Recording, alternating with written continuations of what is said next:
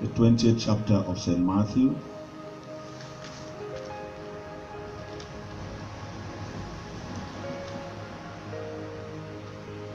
I want to read from the very first verse. And this is Jesus speaking. For the kingdom of heaven is like unto a man that is a householder, which went out early in the morning to hire laborers into his vineyard. And when he had agreed with the laborers for a penny a day, he sent them into his vineyard.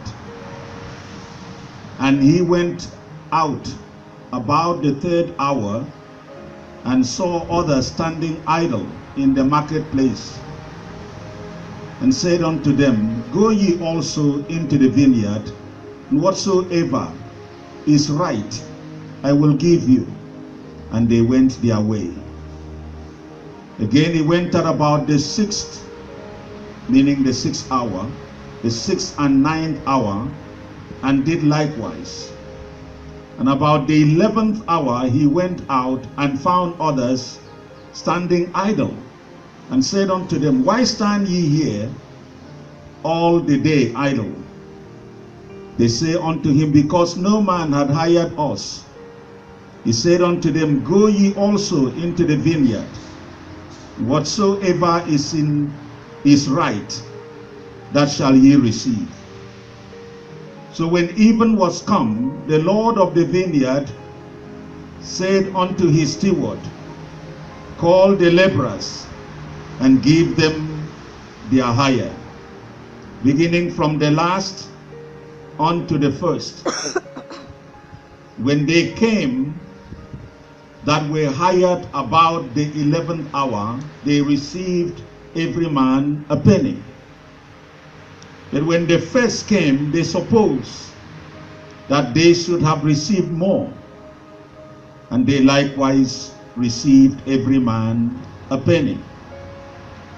When they had received it, they murmured against the good man of the house, saying, These last have wrought but 1 hour, and thou hast them equal unto us, which have borne the burden and heat of the day.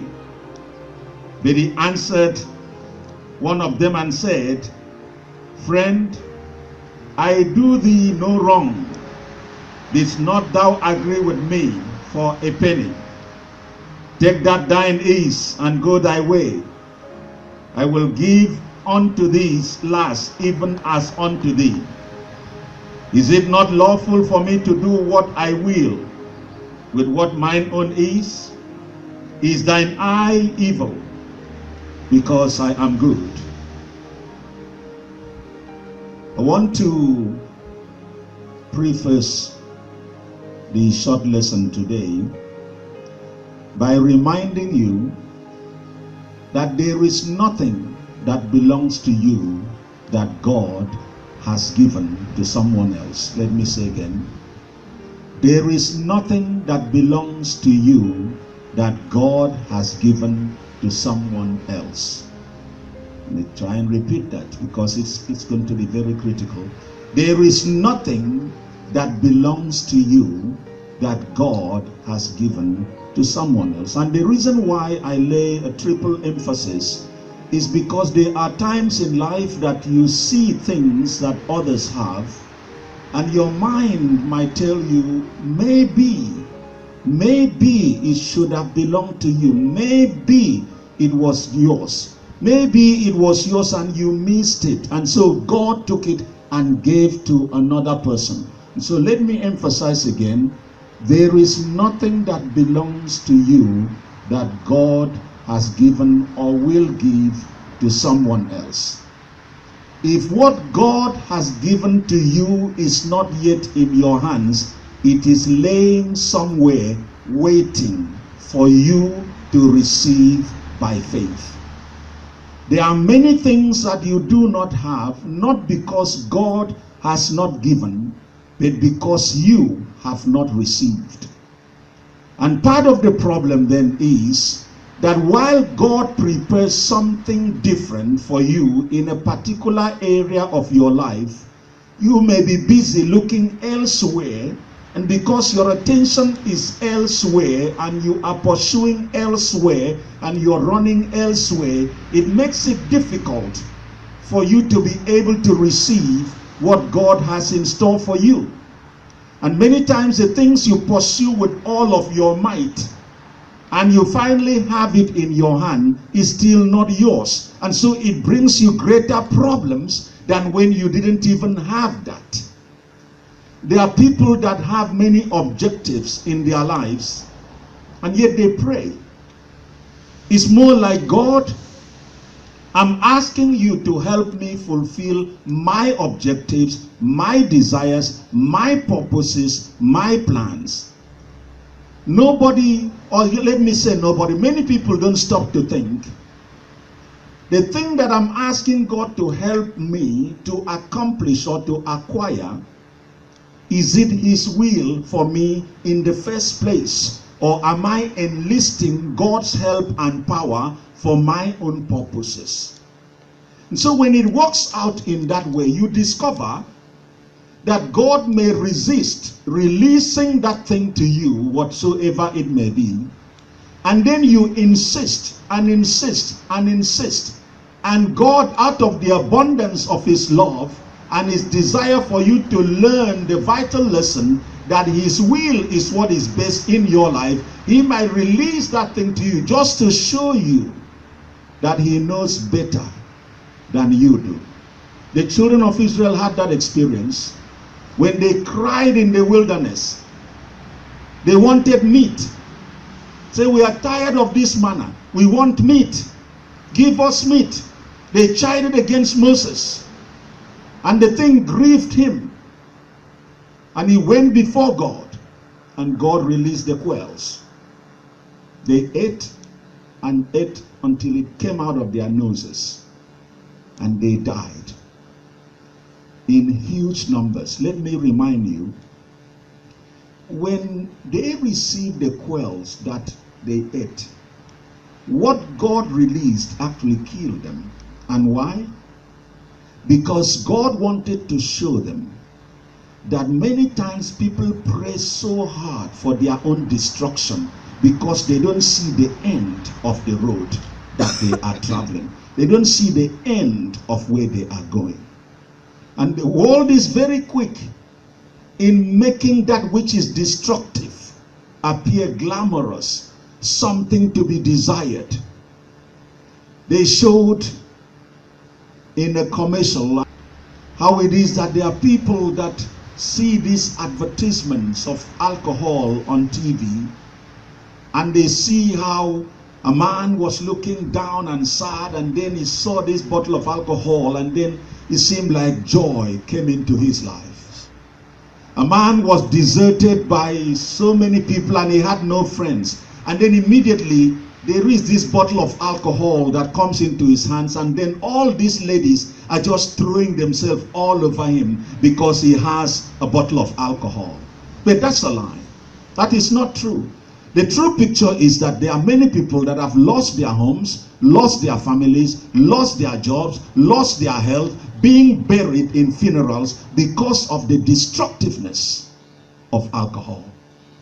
What is it in your life that when you see other people having it, you begin to think, I should also have that?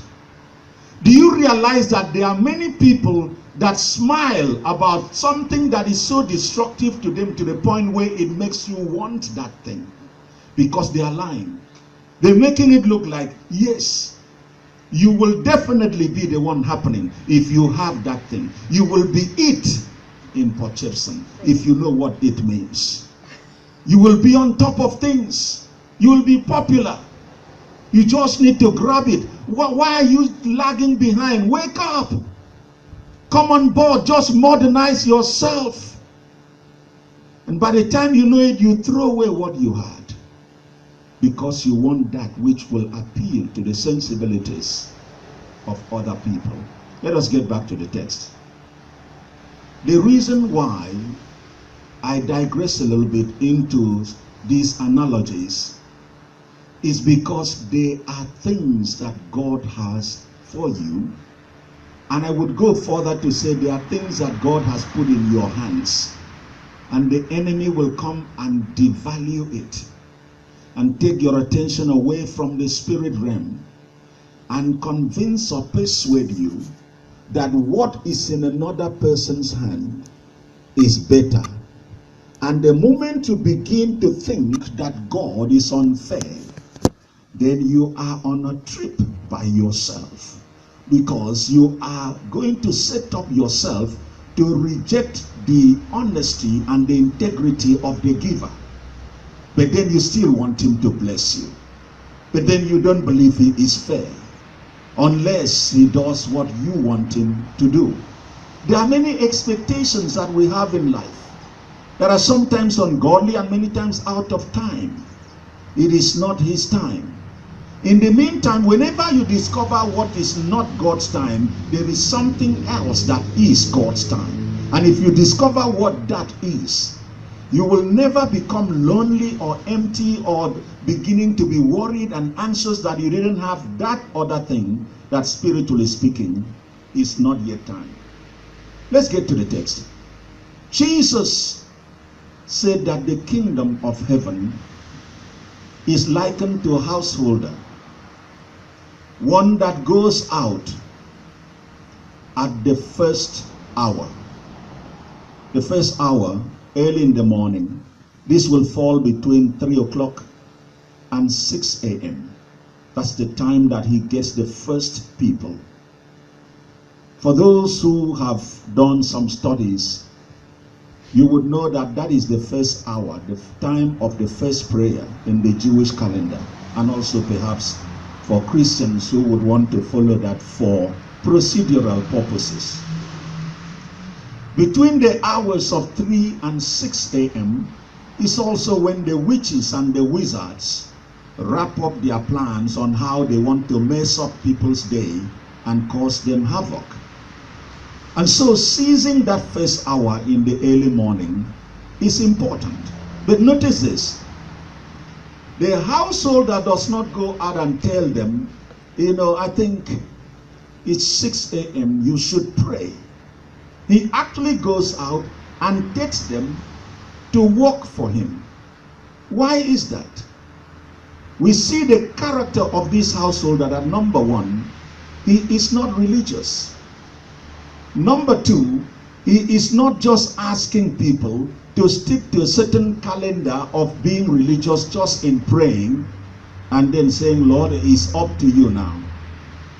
He is also letting them understand that they are critical participants in the fulfillment of God's purpose, of the desires, of the reward that will come to them. There are many things that God gives equally to everyone, whether you work for him or you don't work for him. If you breathe the air that you breathe freely, no work needed. Even people that are ungodly breathe God's air. And so there is that category of what is given freely. And then there is another category of what is called reward, which means that which is given according to work done. So he goes out. It's 6 a.m. He gets some workers. He says to them, I want you to go work in my vineyard. Not people who had nothing to do, but people who had something to do, but believed that the assignment that is now given by the householder is more important. God never approaches a person and says, well, the moment you run out of everything to do, and you have nothing to do with your time, and you even try to sleep and can't sleep, then you can serve me just to make up for time. Many times that God comes to you, there is something you're already planning to do. And then he takes you to that which is higher in his purpose and in his plan. So he takes them, and before he releases them, notice this, he enters into an agreement with them. He says, I want you to work for me, and I will give you 1 penny. People might say, is that all? We will come to the significance of that 1 penny in a moment. Before they released to go and work, they know what the agreement is. And the other word for agreement is the word testament, is the word covenant. They entered into an agreement. The agreement stipulated the responsibility, it stipulated the location, it stipulated who the owner of the work is. Because if you don't know where the location is, you might go work in another person's farm for which the householder will owe you nothing. Secondly, if you do not know what the agreement is, you might work endlessly not knowing what is going to come of this. So you need to understand what the agreement is. And so he releases them. They've gone to work. The Bible says that in the 3rd hour, the hours are counted from 6 a.m. for your information. The 3rd hour will be 9 o'clock in the morning, the way we count our normal time. He goes out again and gets more people to go and work. I will give you what is right. They've gone to the same farm, to the same vineyard. That is the 3rd hour. In the 6th hour, which is 12 noon, he goes again and gets more people that are just standing idle. Go and work in my vineyard. I will also give you what is right. And then he goes again to get more people. In the 9th hour, they have gone. He has gotten these laborers in sequence. They are all in the farm. Now, if you can understand, picture yourself as the one that started work at 6 a.m. And in about 3 hours, you see a new set of workers coming. Okay. All right. 3 hours later, a new set of workers have arrived. Another 3 hours, more workers arrive.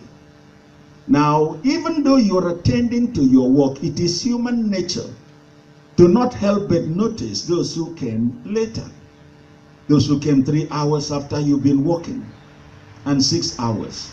So when you look at them, you've already begun to equate the fact that you've been working longer before they came, and that's correct. That is fair. That is right. And so it comes in the evening that the master of the vineyard comes. And when he comes, he is coming to reward the people that he had hired to work in his vineyard. When he comes, he does not begin the reward with the first people that came to work at 6 a.m. He starts the rewarding from the people that came last. That's interesting. Now, there is an element of what would appear physically unfair. Now, you have to reason as a human being now. Don't take your mind extremely spiritual. Just understand what is normal for the physical being to feel. That you were here first and you should be paid first. It just makes sense. But instead, he's beginning with the one who came last to dish out the payment. Now, the workers that came first must have looked at it with a little bit of puzzle in their mind, like, wait a minute, something is wrong here, something is missing here. You know how it is that people know, they can see what appears as unfairness, and they can turn to someone else that they can connect with and say, do you see what I see? Am I the only one noticing something here?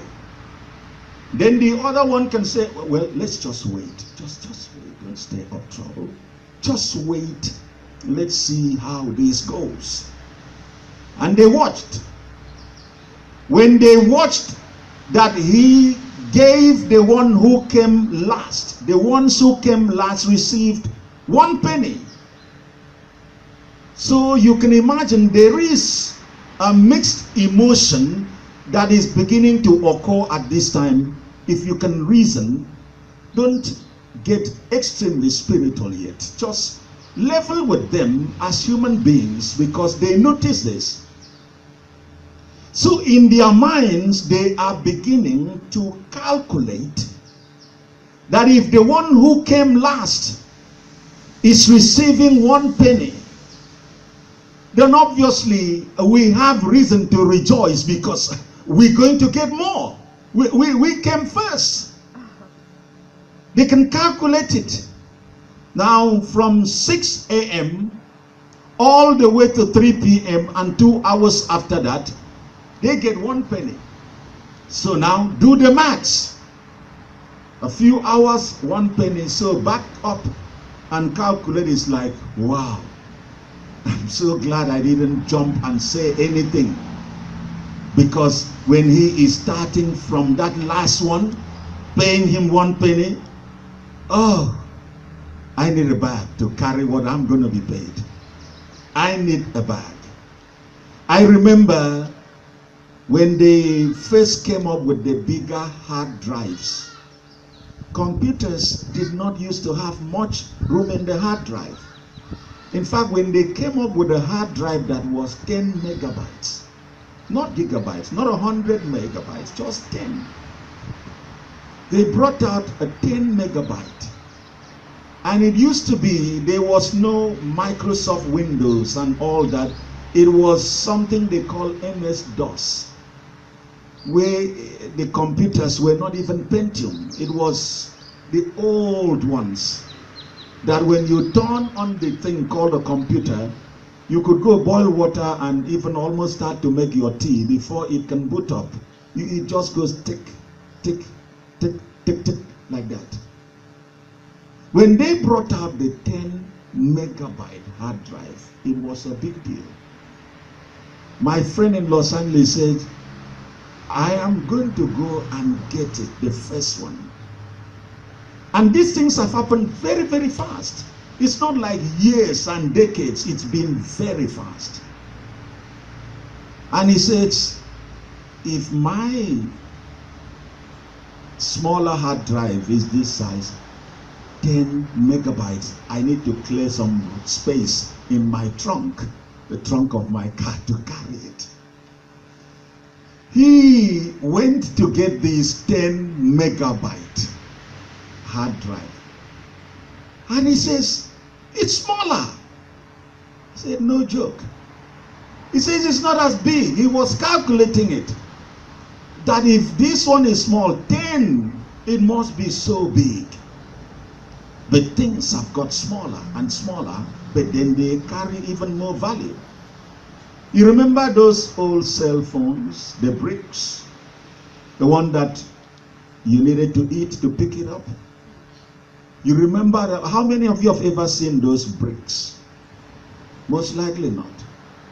Used to be like a stone in your hand, like a weapon that you could throw at someone.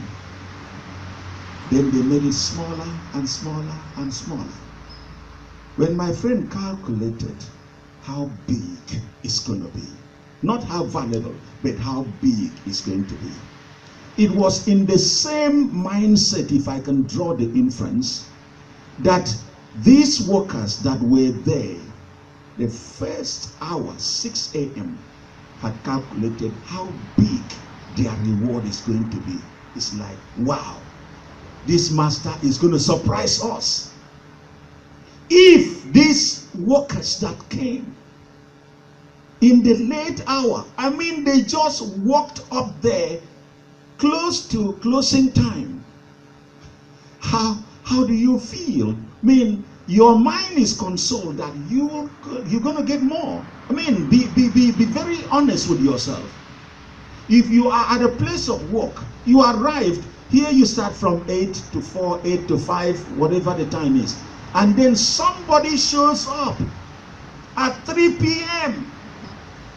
and only works 2 hours. and they're going to pay you at the end of the day. And they gave that person 100 rand.